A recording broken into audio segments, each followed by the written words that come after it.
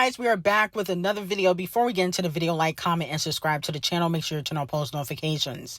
So we are going over Megan getting pushed out of the industry and replaced by Doechii. Okay.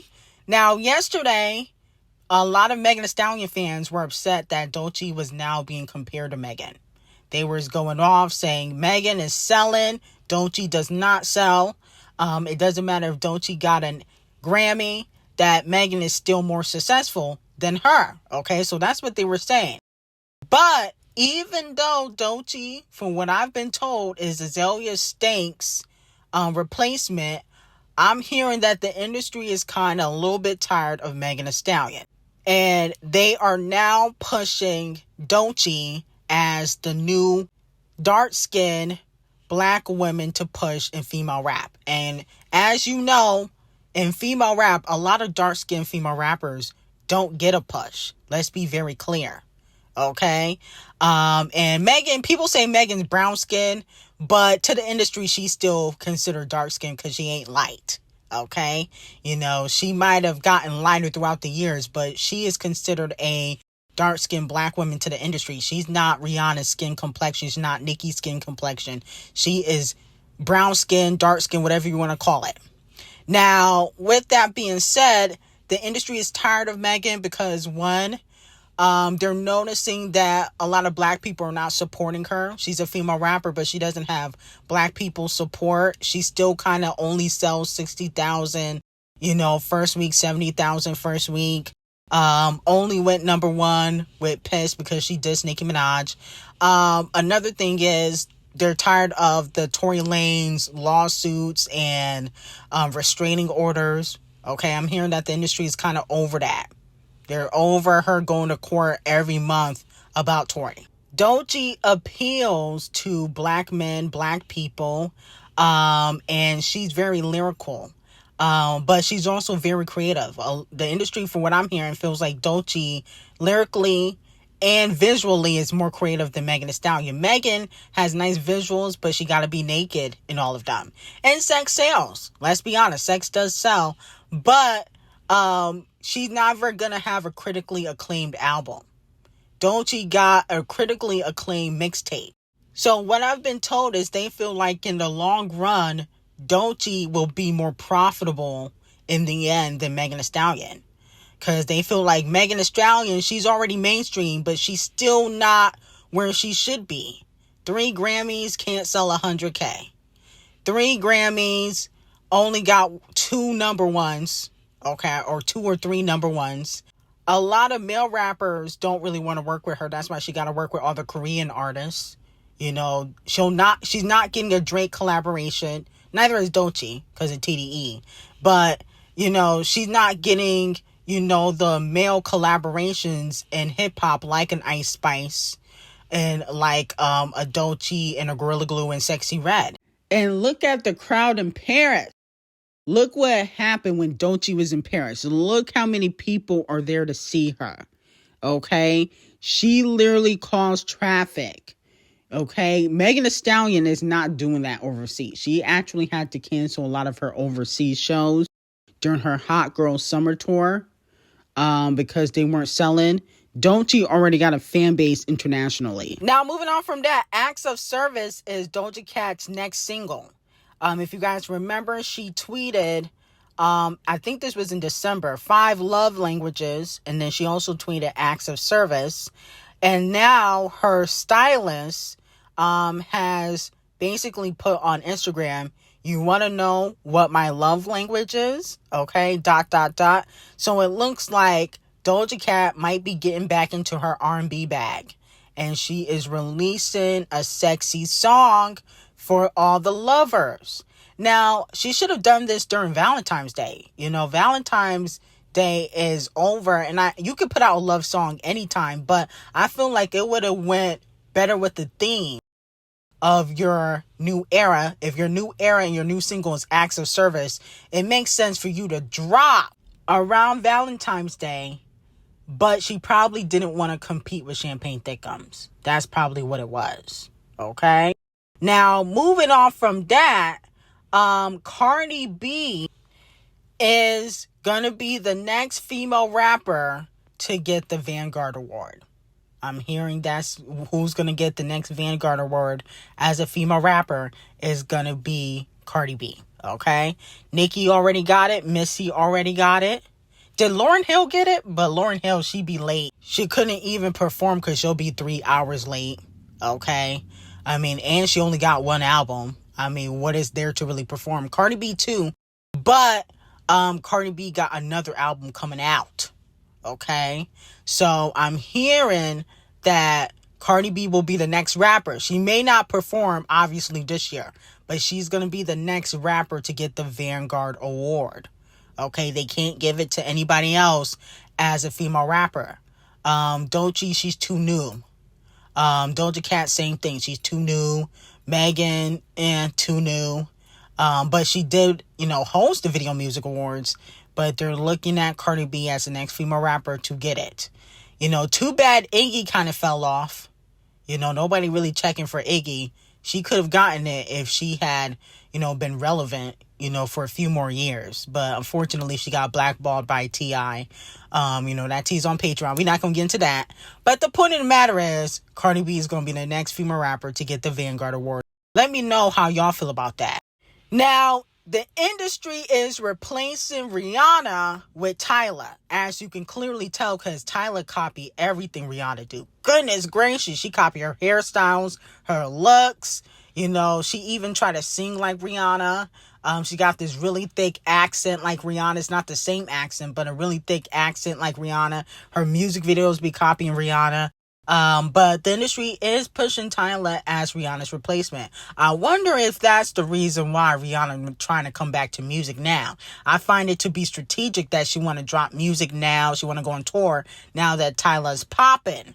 Okay, she don't want her to take her spot. That's what it's given.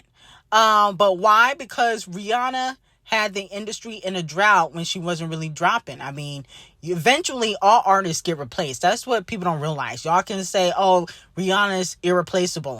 No, she's not. Okay, nobody's irreplaceable in the industry. If Michael got replaced by Usher, if Mariah Carey got replaced by Ariana Grande in the industry, anybody can get replaced, okay? Nobody is untouchable, especially Riri. I love Riri. I like Riri more than I like Tyla. I would never listen to a full Tyla album. I like certain singles, but she don't got she don't got an unapologetic. She could possibly get one, but she ain't got one now. Now, with that being said, that is the reason why Rihanna's getting replaced. She put the industry in a drought by not dropping music. It was Fenty Q-tips and Fenty earrings and Fenty socks. That's what she was selling. So now that you don't want to sell no new music, you're getting replaced. Okay? Now it looks like Tyla is reheating Rihanna's nachos because it has been reported that Shakira and Tyla are rumored to be working on new music. They are reportedly filming a music video together in Argentina. Tyla kind of confirmed the collaboration because she tweeted Argentina is hot as F. And so didn't Rihanna do a collaboration with Shakira? It looks like she is copying Rihanna's aesthetics. Wow.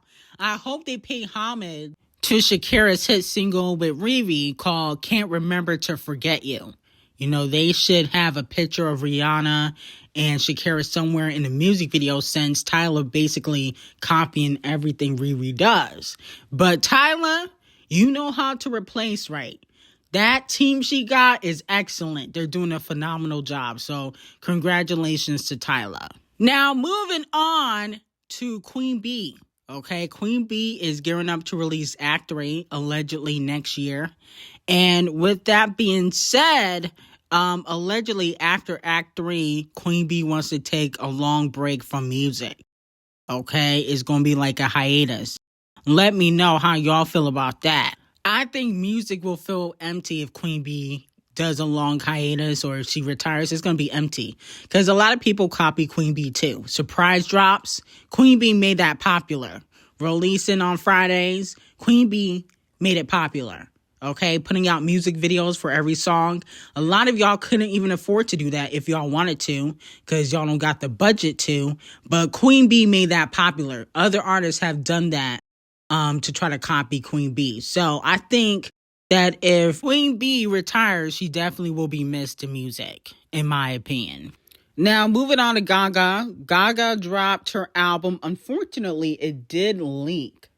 No shade. It did leak before the official album came out. But there were a few songs that I liked, but I don't know if I would go back. Like, I feel like with Gaga and her recent music, a lot of the songs don't have immense replay value, like a big hit record, except for Die With a Smile. And that really was for the Joker soundtrack. She's finessing. You know, that song wasn't even supposed to be on her album. That was for the Joker soundtrack. It did so well, has massive payola thanks to Titanic Records. So that's why she put it on her album, but it wasn't meant to be on her album. Now, with that being said, I do like Garden of Eden. Okay, that's one of my favorite songs. Vanish Into You, I like that song. Don't Call Tonight, I like that song. And what was the other song? Was it Zombie or something like that? But the point of the matter is, I do like those records, but I don't know if I would go back to them and put them in my playlist. You know, Die With a Smile, that has replay value. But I think it has replay value because Bruno was in it. No shade. So if I was Gaga, I would just do the acting thing. You know, I would let go of music. I would just do the acting thing. But she did tease in a recent interview, I believe it was for the Paolify Mayhem press conference, that there is a telephone part 2. Okay. So Gaga and Queen B got another collaboration in this stand. She should have put it on the album. She needs all the collaboration she can get. Okay, because I don't really hear the excitement for her album like that. I don't see a lot of people really talking about it like that. So she definitely should have tried to get clearance from Camel Face to put this on her album. I'm sure Camel Face would have said yes, because Dying With a Smile went #1. So, you know, I think it would have made sense, but maybe they'll do something for Queen B's rock album. So let me know how y'all feel about the album. I thought the album, if I had to grade it, I would give it like a 7 out of 10. I don't think the album was trash. I think she's just gonna have trouble finding a hit single. Even with Disease, it wasn't really a hit though. You know what I'm saying? It did okay on the charts, but it wasn't a massive hit like Die With a Smile. And I think that's something Gaga needs solo wise. Okay. Not as a collaboration. So, you know, hopefully, you know, she'll get back into her acting bag. I know the Joker flopped, but hopefully she can get back into her acting bag for that. Now, moving on to Mr. Short Leprechaun Lanez. Of course, he dropped an album. And I can see Megan Thee Stallion filing a lawsuit because the trailer for the album, a lot of people feel like he's taunting Megan. And didn't she just get a restraining order? Okay, so, you know, he said people been trying to stop him, prevent him from speaking or, you know, putting out music in the trailer. I didn't really care to listen to the album, so let me know if y'all like any songs. But what I did notice is that he did shout out Ckiminaj.